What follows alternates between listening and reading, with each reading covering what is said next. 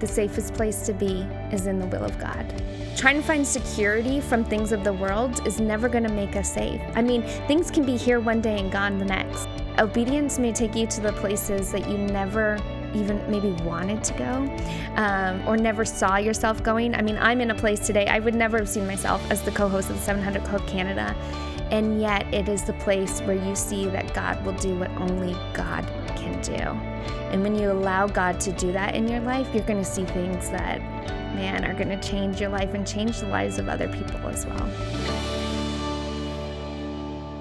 Well, welcome to the Found Podcast. I'm Lorie, and I'm delighted to be back with you. We're in the fall. Now, I'm not quite ready to give up summer because I love summer. I hope you've enjoyed it, but I am excited to jump into more conversations. Throughout the summer, we released my Found video teaching series, and if you've been following along, and thank you for those who have been, you can find that up on the YouTube channel. All 8 episodes of the Found teaching series that goes along with the book Found. So some of you have read the book. Some of you maybe haven't read the book yet, but you want to jump into the video series. There's a discussion guide to go along with it, just so that you can go on a journey individually or with groups. I'm hearing from churches and small groups. And if your church is interested in doing this, or your small group ministry, please reach out to get a hold of the books and to follow along with the video series. It's a great small group series for you. Well, today I have another great guest, and she's one of my friends, Emily James. In fact, Emily right now is the 700 Club Canada host of the TV show that I hosted for many years. It brings me great joy to know that Emily is sitting in what used to be my chair. I love her heart to teach, to empower, to communicate, and she's doing a great job there. Well, she's not just a TV host. Emily's a pastor. She's an author. She's a speaker. She's actually a certified counselor. And she continues to inspire people with her life of faith, let alone her stories of faith. Emily is passionate about people discovering their true identity in Christ. You're going to hear more about that. She's the founder of Multipliers Leadership, a movement equipping women to lead with boldness and faith. And Emily shares her journey of faith, identity, and purpose so candidly in this conversation. So welcome, Emily, to the Found Podcast. Thank you, Lorie. It's so good to be here with you. Isn't it about time? Yes. Yeah. We have these conversations outside of this, so why not here, right? Right? Yeah. And I love it. So today you're not doing the count. We were joking earlier. Yeah. TV is like beat the clock against, yes. Right? Yeah. Now I might keep you here all day. I don't know. We'll see. We could be hours hearing your story. I'm so glad that you're here because I think people see you on TV. They see you in a lot of places, which, by the way, you're doing an awesome job. Thank you. Well, I had big shoes to fill, so. Well, you've done a great job. And it did make me so happy to see you step in there. You and I have a similar heart that we love to empower. Yes. Yeah. People. And I had no idea. So when we first met, I was pastoring like small groups. Yeah. At my church, and you were the pastor of small groups. We did many things. Yes. Connections, we'll just say.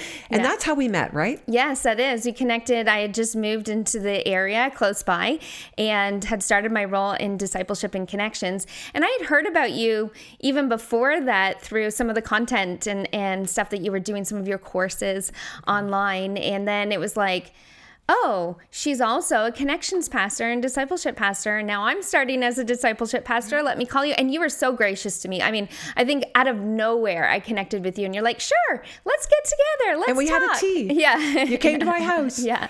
And right away, we were just instantly friends. Yeah. And I think with the same passion of, like, we love to empower people. Yeah. We love leadership. Yes. We love discipling people to follow Jesus. What would you say is sort of a thread in your life of what it means to follow Jesus in all the roles that you've played, you know? Yeah, I think pretty early on, one of the things, my background's actually in social work. And so here's all these different roles that I've stepped into. And yet I started with really just, I wanted to care for people. I love people. I'm an extrovert. Everything, even probably we'll get into the story of my background with growing up and just this loss of identity came from this just wanting to please people, wanting to be known by people. And so that was just something that was kind of a thread, was just like, I want to empower people. There was people in my life that empowered me in ways that maybe they don't even fully know. I've had the pleasure of being able to tell them how much they've impacted my life. But at the time, it was just like they saw this young girl who was lost, who needed Jesus, who needed to be, reminded that she was loved by God. And they just poured into me. And because of that, there's always been this desire to pour into people. And so I actually got into social work with like, hey, that's something that I can do to care for people. Right. And that sort of has, along the way, starting to work for church, really started to marry this desire to care for people and my love for God and my love for the local church, and doing that through pastoral ministries and discipleship. But it was never something, I didn't grow up going, oh, I want to be a pastor. Oh, I want to work in discipleship and connections. Really discipleship was just something I had read in scripture, and, to be a disciple. And so it was kind of along the way that I really discovered those two passions. Yeah. I was always someone too, who just had a heart to communicate. I was known as a drama queen growing up, and, drama queen. In all the plays, and, I never was shied away from being on stage or in front of people. And so I always had this gifting of communication. Yeah. And so that was a part of it too, of like, oh, here's sort of this passion for people, this passion for God and his church, which didn't come right away. That came years later. Yeah. And this passion to just create and teach. Yeah. And so I married that with, being able to do stuff like discipleship, and then also Multipliers leadership came out of this heart to really pour into women specifically. Yeah. You know what? We got it. Let's go there. Mm-hmm. Right back to the beginning. Well, not quite the beginning, but take us back to your childhood. Because as you know, the Found podcast is all about how do you find your true identity, the identity that is God-given. Mm-hmm. And we both believe when you, and this is your story, when you found your identity, your value and worth and belonging in relation to Christ, you found your purpose, right? All those things that flowed out of that. So who was Emily as a little girl? Mm-hmm. Identity is formed young. Yes. The way in which we see ourselves is formed young.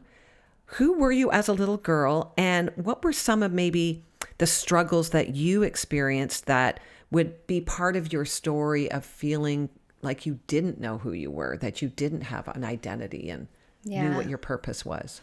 Well, growing up, I was bullied a lot. I grew up overweight. And so that was what kids saw, right? That's what they made fun of. That was what they picked out about, who they saw me to be. And so, it was a daily occurrence, regular thing that was happening to me. And that really, honestly, in those young years formed a lot of my identity. I grew up in a Christian home where I had parents that, reminded me of who I was in Christ. I went to Sunday school every Sunday and was reminded of who God was. And I never struggled with believing in God, but I allowed the words that kids and people said to me to really shape and form my identity. And I'm an extrovert. Like I said, I love people. And so I turned that outward rather than inward. So I turned it towards wanting to be liked, needing to win people over, needing affirmation from people.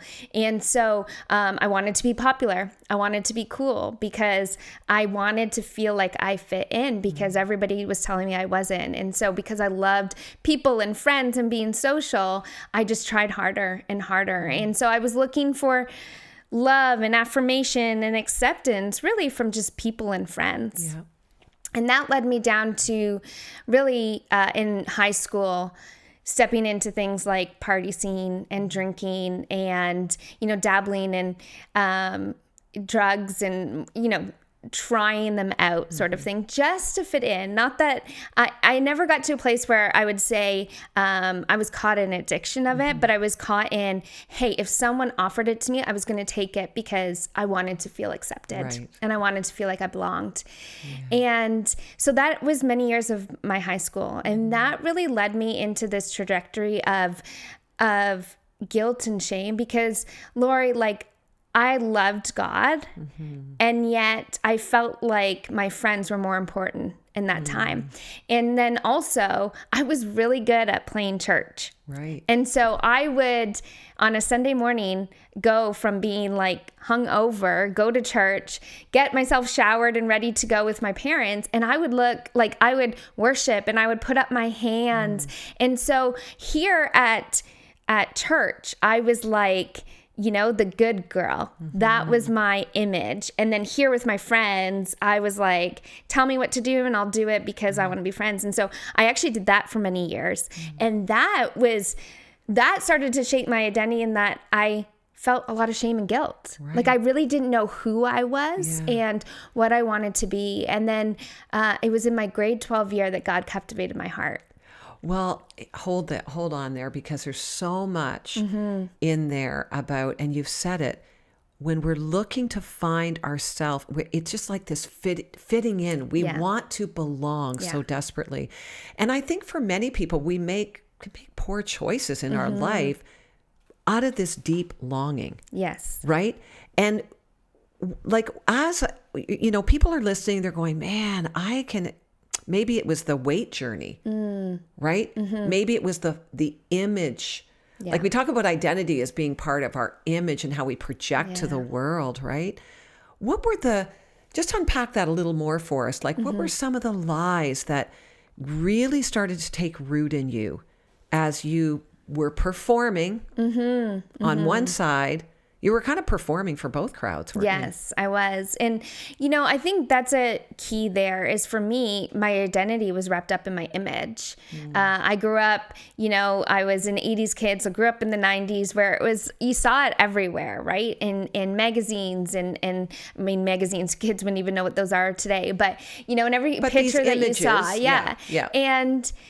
And so that was, I let that become who I was. If I didn't look good enough, then I wasn't enough. And if I didn't look like this person, then I couldn't be that, you know, couldn't do the things that they did or whatever it might be. And so I wrapped my identity actually a lot in my image rather than in who God created me to be. And then on the other side, I almost felt not good enough for church because I knew what I was doing on the outside too. And a lot of people didn't actually. Even today, there's sometimes my parents hear more of my story and they're like, what? You did that? And, you know, because I was really good at playing both. And so it actually got lost in who I really was. And yet at the same time, Lorie, God in his grace, you know, even times in high school when I was doing the things I would do, I would have people come up to me when I was at, say, a youth service, and they would just say, you know, there is so much in you, and God is going to captivate your heart, and when he does, there's nothing that's going to stop you. Or they would say, you know, you're going to preach to many people, and they would say these things to me, and I would think, if you only knew what I did last night. And yet, for me, I look back now and I go, that was God reminding me of who he created me to be. That was God reminding me that he did have a plan and purpose for me, even when I was in such a dark place, in a lonely place. It was very lonely at that time. And so I thank God for those moments where he reminded me of who I was. Isn't that the beauty of it? I mean, you're conflicted and the guilt and shame and that comes with that burden. But look at how, like, God relentlessly pursues us. Yeah, it's true. Right? Yeah. So many stories on this podcast have that thread in it. That even in the midst of, whether it was being the good girl or the bad girl or the good guy, the bad guy, whatever the story was, and feeling shame and feeling undeserving, yet God. Yeah. And he does work through people in our life. So people were speaking into your life. You were going to church and doing the youth group thing, but what happened? What was the encounter with God? Because you and I both know, I mean, you can know all about God. Yeah. In fact, discipleship, we've had this conversation many times. Discipleship isn't really about knowing more about God, although growing in knowing who God is part of it. But you can have information without transformation. So what was the transforming moment? Yeah, it goes back to really what you said about, God doesn't he doesn't bring our shame and guilt and condemn us for it. He actually brings his grace. Yeah. And that's exactly what he did for me. So there was I had a Christian friend in high school. And so she would periodically say, hey, come to youth group with me. And she was going to a new one. So she said, come along, come see what it's like. And we were at this service. And again, I remember I grew up in a small church that really didn't have like a youth group. I was the only girl. And I think there was 5 of us in total in my age. And so it was me and like 4 guys that would go to group together. You have a big family though, right? I do. Yeah. Like 7 kids in my family. Yeah. Wow. That's a youth group right there. Yeah. There you go. Although the age spread we're very was spread wide. out, 22 years between us. Wow. But so she said, come along to youth group. And I remember looking around and just really seeing a room full of young people that were passionate about God. And I thought, oh my gosh, there is young people that are passionate about God, right? Because all my friends were high school friends and they were just into different, the wrong crowd, really. And so it was almost as though, I think a lot of us might have this moment when we come back to God, but it's like whatever, I can't remember if it's the worship leader or the youth leader, but they just said, it was like they spoke right to me and they just said, there's somebody in here who feels lukewarm, who feels like they're, 1 foot in the church, 1 foot out, and you just really want to know who God is in your life. And that was it was like God speaking to me. And so I went up, a few others went up too. And I just remember this moment kneeling down and just bawling my eyes out. And I don't even know who it was because I couldn't see anything. Someone came and just laid their hands on me and prayed for me. But I don't even remember what they said. I don't even remember hearing them. It was almost as though like that was the hand of God on me. And it was just this moment where I was like, God is not shaming me. He didn't come with condemnation. He came with such grace and love. Like it was like I could feel the love of God. Wow. Like I could feel it. And Lorie, I always say in that moment, I never felt as beautiful as I did, and just like, it was like God, like, again, not shaming me, but saying like, I love you so much. I want all of you, right? Not just, I don't want this lukewarmness. I want all of you. And I actually have a tattoo on my wrist with grace because that moment I just said to God, I never want to forget this moment. I never want to forget it. And so the word grace reminds me of what God's done in my life. And so that was the moment for me. Now, I was in grade 12 and I still struggled with this, like, I still didn't necessarily have like Christian friends and stuff. Right. And so that year was a year of like, okay, God, I actually have to make some significant choices here to not hang out with certain friends and in certain crowds. And I, talk about identity. I was applying for university, Lorie, and I had done so bad in high school because I just didn't care. I cared about friends and that was it. And so I had done so bad that I was actually applying to universities and getting denied. And they would accept me into the drama program because I literally got 100% on that, and everything else, my English, my math, 60s. And so I just wasn't getting into like business or whatever I had applied for. And I just thought, Lord, what am I going to do with my life? Like, here's all my friends getting accepted to university and I have no direction. And, we may get into it, but God called my parents that year into the mission field. And so I actually went away for a year with them after high school. And I really think that was God's grace on me again to really bring me into a place of deeper understanding of who he is and who he is in my life and deeper intimacy with him. I what I hear when you share that moment, and for many, maybe they've had a moment where they've like tangibly encountered God's presence. And it is transformative. Yeah. But you have to live out of that moment. Yeah. And you're a pastor. You've worked with people a long time. And for some, how has that helped you appreciate or encourage people that are on this, what we call discipleship, this following of Jesus, this becoming more like Jesus? Yeah. Like for some, it's like I was in darkness and I turned to the light and I never looked back and everything changed. It sounds to me like your journey was, there were still things, choices to be made, decisions to be made. You know what I mean? Like, are you really going to follow Jesus? Are you going to step into all God has for you? Are you still going to hold on? Yeah. Like, what did your own personal journey, how has that helped you as you even led others? Yeah, it was definitely a process for me. I mean, again, I was still young. I was still carrying a lot of shame that I wasn't honest with my parents as to what in that moment, as to what I had been through and what I was now, had received Jesus as my Lord and Savior personally for me. And so, there was still some loneliness with that. I also was not attending that church that I got saved at. And so there was, for me, I'm with discipleship and even empowering people is that community. Never wanting someone to walk alone. This is why even I got into multipliers. It came from this place of being a mom going through some, postpartum depression and feeling really alone, and yet feeling, God's called me to certain things and I don't know how to navigate these two worlds. And so I've always been, hey, I don't want people to do life alone. And so that was a big thing. We led life groups and small groups at our churches and stuff. So community's been a big thing.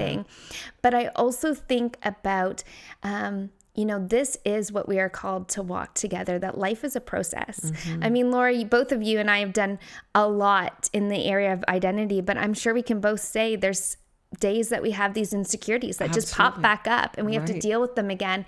And so life with Jesus is a process. I think of 2 Corinthians 3:18, I think it is, and it talks about the veil being removed and we are transforming into his image. We're being transformed. We're being transformed. It's like that ongoing verb. It's not about just you were transformed. You were, but you continue to be. Yeah. And that's it, right? And I think when we have that moment with God, the transformation is what comes out of that. And that may mean, when you're caught in addiction, my background's social work, there's a process you need to go through, a huge one, to overcome that. And it's possible through Jesus. It is. And yet at the same time, this is God's work in us, right? And he's transforming us. And so we have to allow that to happen. And I think, again, grace is something. But I would say get around the right people, a community that can walk you through, even if that's a person right now, or if that's, a local church or whatever it might be. I think that's one of the greatest ways that we can see God work in our life. He'll work through people. I totally agree. I think we're never called to follow Jesus alone. Yes, we have to make that decision on our own. No one can make that for us, but we need to grow together. There's so many we together all through scripture, right? Which we could go on a tangent, but I want you to take us to what happened next, because you went to Africa. Was it a year that you went to Africa as your parents were doing mission work? You went there. What happened? Yeah, so it was life-changing again, for sure. And for my parents, they have an incredible story of faith. It's a whole other podcast that could happen, but they were the most unlikely people to go out on the mission field. But at the same time, I'm like, God, what am I doing? They're like hearing this word from God that they're called to do this. How old were they at that point? There's 7 kids. Yeah, You're there's 7 22 years apart. Yeah, they're not spring chickens. No, and they've got older kids who have kids. So they have grandkids at this point. Wow. They're in their 50s. Yeah. Wow. And there was 3 of us at home, myself and then my younger sister, my younger brother. And so I was, graduating grade 12, 17, 18. And so all 4 of my older siblings were out of the house, had their families, had grandkids. And so here my mom is a grandma and just taking care of all of her kids. And suddenly they feel this call to go to Africa, Burundi, Africa, and they sell everything, house, cars, everything, for 2 years. They were there for 2 years. Wow. I was there for 1. Yeah. And, talk about community. One of the greatest gifts over there was this missionary, Libby Nahimana, and she was from the UK. And Lorie, she poured into me in ways that again, even today, she may not have even thought that there was any significance in what she was doing. But the way that she just shared her faith with me and what God had done in her life, call her from UK to move permanently to Burundi, and just the faith that took, and the obedience to God and relying on God. And the second thing was really the faith that I saw in people who, where we are today, they have nothing compared to what we have. And like literally maybe living in huts, and they would walk 4 or 5 hours to church every Sunday morning. And their we can't even hardly get out of bed. Right? And their church services would go for hours. I mean, all of us, we were sitting there sweating and we're like, is this done yet? And they could go on for hours. And I remember just thinking, all they have is Jesus. All they have. And that is all that they need. And they were full of joy. They were full of peace, even in the middle of a war-torn country. And they were, because they had they knew what it was to have full dependence on God, like full dependence. And I that was a revelation for me of like, God, I mean, I was taken out of grade 12, just graduated. All my friends are going to university. All of a sudden, I'm halfway across the world, away from some of my siblings. And, I'm an aunt at this point. My nieces and nephews, they're around the world. And back then, when we went, there was no internet. There was no Facebook. So I didn't keep in contact with video calls. Anybody. It was like 1 hour a week, we'd get a phone call back to our family, and that was it. And so it was really like almost being kind of just taken out, and suddenly I'm like, I have nothing. I don't know what I'm doing with my life. And who am I now? And I discovered Jesus. And I discovered people who knew what it was to live with only Jesus. And I remember thinking, God, if you are all that I have, that is more than enough. Wow. And that's really what set me on this, again, this just life of living for God and doing all that I can for others to know him. Well, I think your parents were certainly a catalyst in starting this faith. When I think of you, Emily, one of the words that comes to mind, and now the word grace is going to come to mind, but faith. You watch your parents step out in faith, literally sell everything in their 50s. I mean, right now I got number 6 grandbaby coming. Okay. Announcement. Number 6 is coming. Very excited. I don't want to sell everything and go to Africa. Right. Like, I'm just being honest, right? That is a huge step of faith. And God used that in your life. And now you are a person who lives by faith, because fast forward a little. So you marry Earl, this fantastic guy. I don't want to rush the family story, but 3 kids. But you guys have lived really a life of faith. And this has become a very significant part of major decisions you've made in following Jesus. So from that African moment, tell me some of the things that happened in your life where you just literally had to step out on faith without anything, like, okay, God, I'm going to go with you on this one.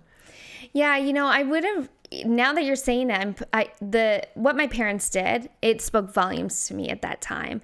But I'm like, wow, that was actually it really was the first step in my own journey of making these big decisions based on obedience to God. And Earl and I probably would never have thought that this would be our life where we are today. When we got married, I had gone to school for social work. I was working as a youth worker in the high schools in Durham region. He had a job in inventory management, and we got married thinking, we'll just keep doing this. We're serving in a church and all is great. And series of events happened where, I was working actually in a city about 2-hour drive from where we ended up living. And on the other side, for context around the world, just outside of Toronto, so this huge metropolis, you're driving to the other side of the city, which is nothing but traffic and a nightmare. And he's working on the opposite side of the city, living there, right? Living there. Yeah. So, really stressful. And we did feel the call to live where he grew up. So that's a city called Brampton. And so it was like one of these things where it's like, okay, I'm in social work. I should be able to get a job out there, no problem. Brampton's a much bigger city than the city I was living in. Earl had a good job out there. So it just made sense. We bought a home. And then shortly after we bought the home. We weren't in it yet. There was months till we were going to be in it, just before our wedding. And he lost his job a month after we put the down payment on this home. Wow. He lost his job. And we had people that said to us, like, you know, you might lose your deposit, but at least you won't get into a mortgage that you guys can't sustain. You should get out. You should get out. We had people telling us, like, lose a deposit and just get out. And we just felt like, no, like this was a home that God had called us to. And so we stayed in it. And that whole first year, I mean, imagine as someone stepping into a new marriage and lost their job. They have no job, and their wife is driving 2 hours each way just to keep up a job so that we had some income coming in. And you know what? It was our first year of marriage too, right? So that's always a challenge anyway. And right from the beginning, we saw the provision of God. Never once did we fault. Never once did we not have enough. In fact, what he got on unemployment covered more than we needed. Wow. And so it was just by the, again, grace of God. But I remember, here's a moment for me that really sparked everything. And he got approached to become a worship and creative arts pastor at a church in Brampton. They weren't a huge church, maybe 350 people, at that time.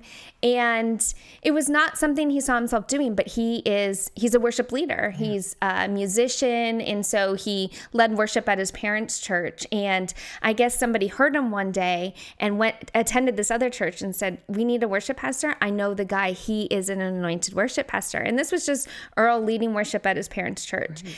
And so anyway, they called him up. They said, are you interested? He said, well, let me hear what you have to say. So they talked to him, and it was just going to be a part-time job. He's like, well, I need something full-time. Anyway, it was 2 weeks to unemployment being up. My brother got him an opportunity at a tent warehouse place, like inventory management, kind of leading the whole thing, being a supervisor of it. Great job, great opportunity, right by our house, full benefits, full salary. Perfect. Grab it. And he got offered the job. Oh. On the spot. And this is from my brother too, an opportunity from my brother, a friend of his. And he called me on the way home. He said, Emily, I got offered the job. And I was like, he's like, but I don't think I should take it.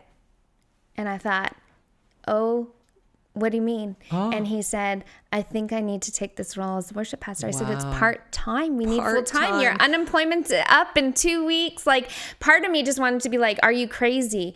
And Lorie, again, I can't fully explain it, but there was something in me that was just, and it was the Spirit of God, obviously, but it was just like, honor this moment. Wow. And this will set the trajectory of your marriage and your life together. Wow. And I said, okay, then don't take it. And if you know me, I'm a very practical person. Yeah. I like to know A, B, C, D. I like, and You're so it was just, and for me to say that was faith. It was totally, God, I want to be obedient to you. I want to step out in faith. This is what you called us to.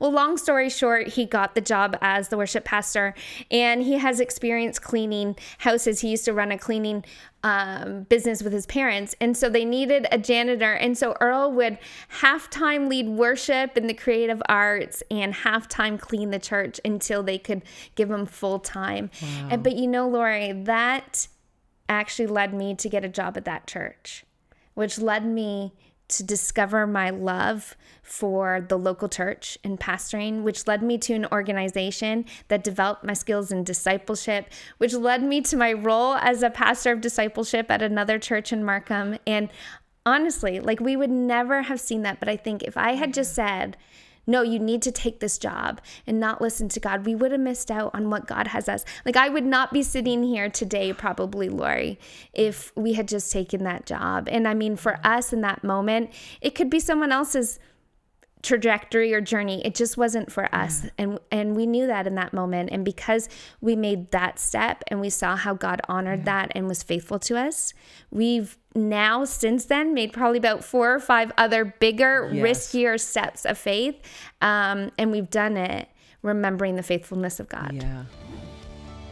Well, thanks for joining me here on the Found Podcast. If you'd like to see more incredibly rich conversations like this one, go to loriehartshorn.com/donate and be part of a growing number of people who are supporting this ministry and the team that is just actually doing a great job. You know, for $20 a month, that's less than a coffee a day, you could really make a difference helping us reach more people with the good news of Jesus. So thank you for those who have said yes, and back to the conversation. Wow. Mm-hmm. I mean, people listening will go, why didn't he just take the job? Yeah. Like in all of our values in our culture, and really even the need for security and safety, which is a identity issue at the core. It seems like not only the right thing to do, the practical thing to do would be take that job. Well, to be honest, I was terrified to call my brother. I bet. Because he got us this opportunity. Right. And did he think you were crazy? Well, lucky for me, I called and I got his answering machine and I was so glad. And I don't even know if I've asked him what he thought about that moment, but I remember just saying, hi, so Earl got offered the job, but he's not going to take it. He really feels like he needs to be a pastor at this church. Okay. Thank you so much. We love you for this. We're grateful. Bye. That was my message because I was so afraid of what people would think. Yeah, man, stepping out in faith. You have continued to do that, Emily. Mm-hmm. It's true. That was a defining moment. Yeah. I'm sure there's someone listening thinking, I have worked my life to feel secure and safe. And I think this is an identity issue as well. It's like, I need to feel security and safety because somehow that makes me feel even better about myself. It gives, right? What do you say to them who they could be missing out on an opportunity to do the things that God has already planned and prepared in advance for them? Not everybody has that sort of, but I think there's a faith moment for all of us. What do you say if there's someone thinking, I am facing a point of faith right now? I don't know which way to go. There's a couple things I'll say. One thing I'll say is what somebody said to my parents when they were deciding to go to Africa. I mean, they were about to take 3 of their kids into a war. There was literally a war happening in this country. We could hear gunshots going off at nighttime when we go to sleep. Right. And it's not like today with the connectivity of the internet. Right. You were going away. Yeah. Yeah. And she said they had been missionaries to the same place. And she said, the safest place to be is in the will of God.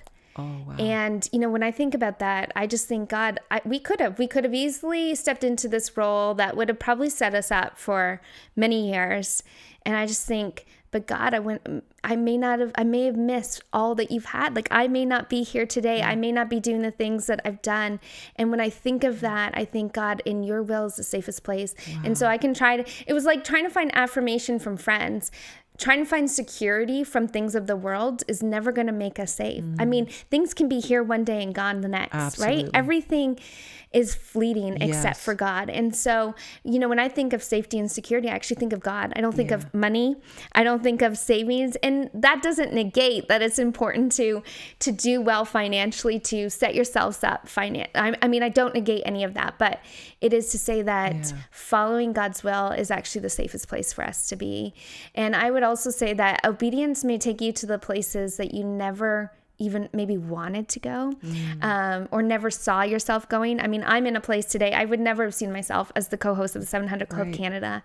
And yet it is the place where you see that God will do what only God can do. Yeah. And when you allow God to do that in your life, you're going to see things that, man, are going to change your life and change the lives of other people as well. Oh, I love that so much, Emily. It just really hit me when you said that. The safest place is to be in the will of God. Yeah. And it's not to say that, I remember as a young person thinking, if I say to God, I'll do anything, I'll go anywhere, he's going to send me to Africa. Yeah. It's like, yeah, he might. And yet it's like, but that would be the best place. Mm-hmm. If that was God's will for you. God's will is always good. Yes. Yeah. So often we have an idea that God's will is going to be this scary place, this place of suffering. Doesn't mean there won't be challenges along the way. As you guys know, when you step out in faith, there's challenges. Yeah. But it's always good. Yeah. How have you experienced that recently in some of the ways in which you've stepped out in faith? Because you and Earl are really stepping out in faith right now in this season. Yeah. Tell us a little bit about what you're doing outside of your 700 Club Candor role, but what you're doing together as a couple and his, I guess, not a new calling, but a new working out of God's call in his life. Yeah. So last year we opened up a sports facility, and I mean, you know us, and anybody that knows us laughs when they hear that, because neither of us are athletic. Neither of us were in sports. We don't even watch sports. And so to open up a sports facility again was really God. There was an opportunity that came Earl's way with a friend, and they just, at that time, it was just kind of like, hey, we have this space. Do you want to turn it into a sports facility? And so they were like, sure, let's do that. They did it. And long story short, they lost that space. But what they were seeing there was just change in young people's lives. So they started programs for youth, programs for subsidized programs. So working with a lot of low income families, working with young people, not just to develop them in sports, but to develop them in their character. Yeah. And they were seeing people literally like coming to God in these moments. And so when they lost that space, they were like, this can't stop. And so we stepped out in faith. We got a space in the Toronto area. In a hard area too, right? In a very difficult neighborhood. Yeah. And in, where rent is not cheap, where things are not cheap to rent a sports facility. I mean, this is a space that they own on their own. And yet last year, again, it was one of those moments where Earl was like, God is calling me to this. Like God is calling us to this. And we both felt that in our heart. And so we took the step and we said, it was risky financially? I mean, we didn't have the money for the rent. We just didn't. Right. And the landlord said, hey, I'll give you a 3-month grace period. And in those 3 months, we're a year in and they haven't fallen short. God's provided in different ways for that. And yet every month honestly, Lorie, every month it's another month of faith. And we're not at the place where it's just like, okay, this is regular income coming in and we're good in terms of that space. And in fact, I mean, Earl's been doing this for over a year, hasn't taken a dime from it. Wow. God's provided for us in other ways through his media company that he runs as well. And so it's come with a lot of challenges, Lorie. In fact, at the beginning of this year, honestly, I was disappointed with God. I just thought, this has been the longest it's taken you to come through for us. That's what I said to God. Like we've seen so many moments. I mean, we've quit jobs because we felt God to call us to start a ministry where Earl was helping churches. I took a really low paying job to help an organization develop discipleship in churches. I mean, we've had these moments before, not just that first one I talked about. I mean, multiple ones. But I mean, we're talking like within the first month or two, we were provided for. And I just remember saying, God, this is taking you a long time. Did we miss you on this? Wait a minute, we've stepped out in faith. Where are you? You're supposed to come through now. Yeah. That's how the story goes. And in fact, we've had a lot of pushback from people close to us too. And so it was questioning why you're doing this. Yeah. And so I started to question it. I started to go, God, did we miss you on this? And I just remember someone saying something that said, in that moment, it was like, when something is hard, it doesn't mean it's not God. Wow. And so I just thought, God, I need to press in even more. And I saw, again, another message that came through at just the right moment I needed, where it says, clarity is what we want, but courage is what we need. Clarity is what we want, but courage is what we need. And I remember someone coming up to me just before last year, before we made this decision, and they said to me, Emily, something I've always appreciated about you is that you've always been courageous. And I would never have described myself as that, Lorie, never. And when they said that to me, I was kind of like taken back a bit. And this year, God was just like, courage. Yeah. Be courageous. What does it say in scripture about courage? Be courageous because I am with you. Yeah. Be strong and courageous because I've not left you nor abandoned you. Yeah. And so that for me is just like, God, you are with us. And he's provided so far, probably not in the way or the amount that I would like, but he's provided for us. And so I stand on that. And I think, like in Joshua, be strong and courageous, for I am with you. I've never left you or abandoned you. Yeah. I just finished reading the book of Joshua in my daily Bible reading as I'm going through the Old Testament this year. Last year was the New Testament. I literally just finished reading. So it just stood out to me. The whole story of Joshua was about courage. Yeah. It was about believing God. I mean, when Joshua went in as a spy years back, when Moses sent the spies to see the promised land, and only him and Caleb came back and said, no, we can do this. Yeah. It was years, Emily, before they actually got to do it. Yeah. And he kept trusting God. And boy, that was a long journey of faith. Yeah. Yeah. That he could have given up at any moment to say, I'm just not doing this. Yeah. There was a lot of years between the reality of seeing and experiencing the promised land for Joshua. And we see that in so many. We see that with David and being anointed king and then becoming king. We see that with Abraham and the promise God gave him until he did have a child. And so, what does it say? A day is 1,000 years is a day. And so it's just, again, God's timing is usually not our timing, but God's timing is perfect. Just like his will is good and perfect.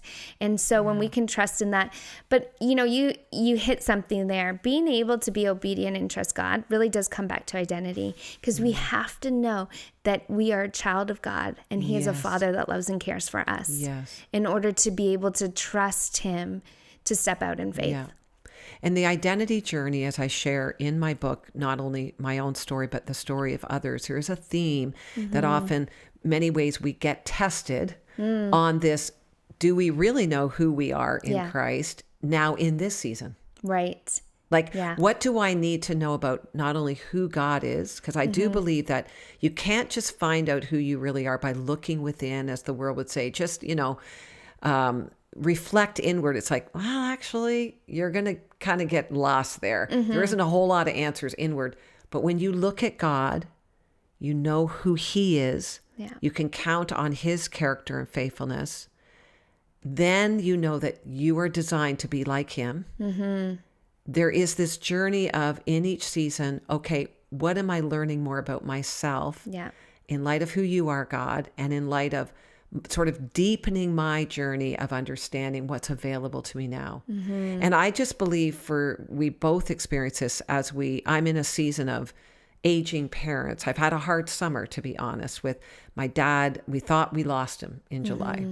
And we call him the comeback king. He's back with us, and he's, needing a lot of care, but it's been hard, Emily. Yeah.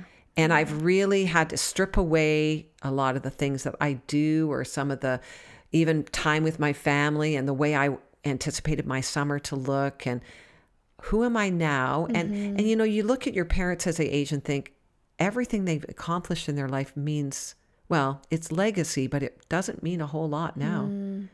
Like when you're at the end of your life, ultimately, it's another test of identity, isn't it? It is. And every step of faith is a test of identity. That's why we keep being transformed into his image. Yeah. So, how are you being transformed right now? This journey of faith that you and Earl are on. You've stepped out and trusted God. In Hebrews, it says some saw it immediately and some waited and their whole life and never saw the outcome of what God entrusted to them. Yeah. What are you learning about your own identity and his purpose and calling in both of your lives, but in your life specifically? Yeah, I think right now too, around identity is really more of what I've already been learning, in that more of who God is in my life. Yeah. So this year, God gave me the word peace as my year. Good word. Right? And I thought, oh my goodness, everything is just going to, work out. Everything, all my circumstances are going to change for the good. That's what I was thinking with peace. And so I remember being a few months into the year and things are getting worse, not better. And I thought, God, where's my peace? And he said, I am your peace. Wow. And it was, again, God, I would preach sermons on he is the Prince of Peace. He's the peace that passes all understanding. And again, I needed to be reminded that my peace is not in my circumstances. It's not when everything is just working out okay. He is peace. Yes. And so when I can believe that and trust that, it's like, okay, I can have peace even when my circumstances say I probably shouldn't have peace. And so again, just reminding me of these things of who he is and leaning into him in a deeper way of like, okay, I don't just need peace from you. I need you who is peace. Yes. And so that's been one thing, is really just leaning into more of who God is and trusting him in deeper ways. One of the things I have said with our steps of faith, it's almost like they get progressive, right? So when it was just Earl and I, if we had lost that house, we would have been okay. We could have probably rented a little basement apartment. Then you've got kids. You've got one kid and you're making a step of faith. You're like, okay, well, we only need this kind of income right now. Now you've got 3 kids. Now you've got a bigger mortgage and 3 kids, and you're taking on a whole building that, and so every step has been a greater step of faith. And yet it's like I've remembered the faithfulness of God from before, and that's what's carried me through to the next one. So again, even just seeing God as our faithful God and walking in that truth. And I think too, just, when you have a little bit more of a public platform or you're speaking in more public places, God's always reminded me about humility too. And just, I think one of the things that I've always leaned into is I'm here to glorify God and to empower others. And if I'm getting about what I'm doing, how I'm doing it, it's about me. How you look. Let's go back to the little girl, Emily. Exactly. When that was appearance and performing and pleasing people. Or trying to win others over. I have to remind myself, God, I'm here.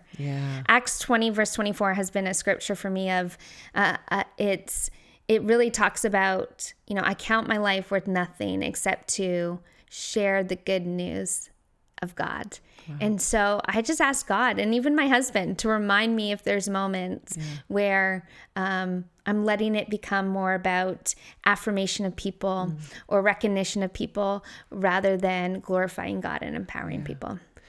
Well, I can just say, as a friend and someone who's journeyed with you and Earl and through actually quite a few years now, what I see in you, Emily, is a person who does have faith, who does have courage, who knows the Prince of Peace. And there's no question in my mind why God has given you the platform he's given you. And I don't see, I just see that you are glorifying God there.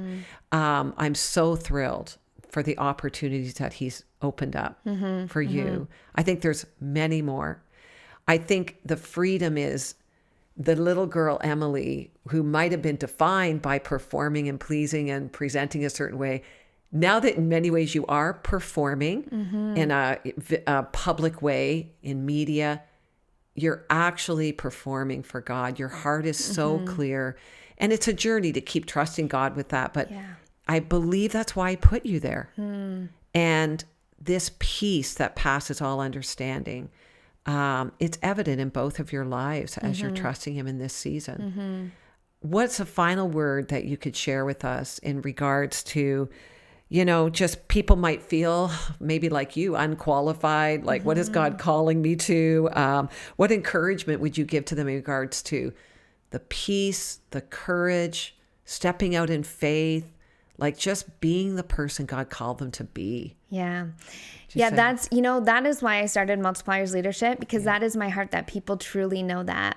One of the things I say a lot to people when they're, they're maybe through pastoring or just mentoring, people have been like, what, I don't feel qualified for this. Should I do this? And I say, greater than the qualifications is the call of God on your life. Greater than the qualifications is the call. And so if God is calling you to do it, step out into that. Step out by faith, in obedience, and you will see. I mean, Lorie, I was told by my grade 11 teacher that I shouldn't focus on anything to do with language and reading and writing. And today I'm a speaker and author. And And I just think that is, again, that is the grace of God on my life. Yeah. But if I had listened to what she had said, right, I would have let that taken me in a totally different direction. So that doesn't mean we don't get educated. That doesn't mean that we don't build our skills and gifts. I mean, we should always be doing that. But know that if God has called you for something, he will equip you for it. He will prepare you for it. And again, it comes back to, like, Lorie, I'm so grateful for people like you who have, in really difficult seasons of my life, just stepped in a mentorship sort of way, in a leader way, but also just being able to see you as a woman preach and speak and lead in these areas it's been so empowering for someone like me. And so, get around people that are doing the things that you feel called to as well. And so I'm so grateful for that. And the reason why, I love doing this is because what you've written in that book, Lorie, I've watched you personally walk through and know that, again, it's not just words, right? Yeah. It's a lived experience. It's transformation in your life. So thank you, Emily. Thank you. I mean, you've been an encourager to me. I mean, you said it well. We're not called to follow Jesus alone. And I think the enemy wants to isolate. He wants to think we're not qualified. He wants to fill us with fear. He wants us to definitely hold back and not step into what God's called us to, and to being the person God's called us to be. So it's just with great joy in my life when I've watched you live this out, like, authentically. And thank you for endorsing this book in so many ways. But you encouraged me. I mean, you and Earl did the live book launch, with me. And you've encouraged me at times when I think, I don't know if I can keep going or do this, or is this the thing? And you're like, yes, you can. So thank you for being an encouragement to me too. Thank you for joining us today. I'm sure there's many things that are resonating with you right now. I'm just hearing, the will of God is the safest place to be. I'm hearing, be strong and courageous. The Lord is with you wherever you go. I'm hearing step out in faith, without having all the answers or feeling qualified. Like, it just follow the call of God. It's always on your worth life. it. It's always worth it. Thank you, Emily. And thank you for joining us. Thanks for hanging out with us on the Found podcast. I hope you're feeling encouraged and excited to step into everything God has for you. Don't forget to follow and subscribe so you won't miss a single episode. And if today's show encouraged you, please share it with friends and give us a shout out on social media. We'd love to hear from you. Thanks for listening, and we'll catch you next time.